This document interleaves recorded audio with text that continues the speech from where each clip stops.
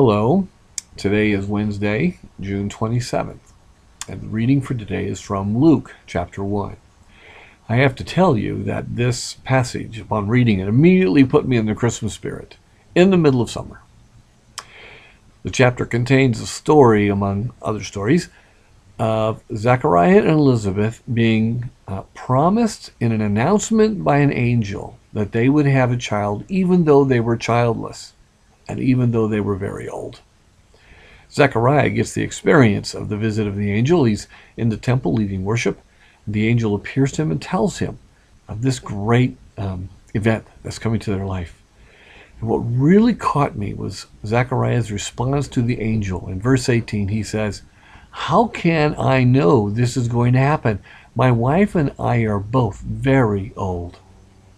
Now, what struck me as I read that is that those are almost exactly the same words that Abraham and Sarah said to the angel of the Lord when, in Genesis, he came to visit them and to tell them that they would have a son, Isaac. They didn't believe either. And here Zechariah does not believe. And I thought, well, he knows the Old Testament story. He knows the story of Abraham and Sarah. He's probably taught it to other people over and over again. And yet, here he receives the same promise and does not believe. How is it possible? As I reflected, I thought, his own life had overtaken him. The years of wanting a child and not having one, the pain from that, the loss from that, the experience of emptiness, his own life's schedule and dealing with whatever issues he had to deal with, these all overwhelmed him. They overcame his ability to hear what the Spirit would say to him, what this angel's message was to him. As I thought about that, I thought, this is a lesson I need to learn. For there are times when I read the Bible and I see very clearly that God is trying to tell me what he wants to do for my life, to my life, through my life.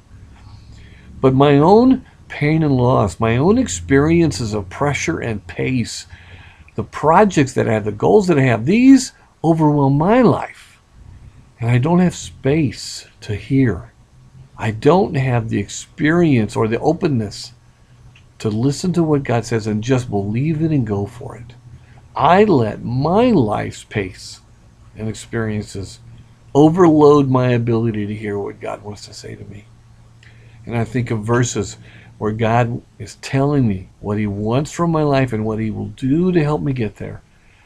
But I kind of read them and then let them fall by the wayside because the rest of life has overloaded my senses. I need to remember this lesson. And I need to make space to believe and to follow through. I need to carve out time and energy to follow through with what God tells me and how God leads me. And I feel that might be true for you as well. So would you do the same as I? Would you carve out space and time to hear what God says through his Spirit to you and to lock it down somewhere and make space to follow and to believe? Let him make your life one of impact, one with healing and change and transformation. That's what I want to do. For the rest of this week, I want to remember this lesson and then build it into the week that follows. I hope that you'll do the same and that you will experience God's good word and God's blessing and transformation for you so that your life will take a step toward becoming more like Jesus. Make a space to hear, to believe, and to follow. And may your weekend include an opportunity where you will worship in thanksgiving for the things God wants to do for you.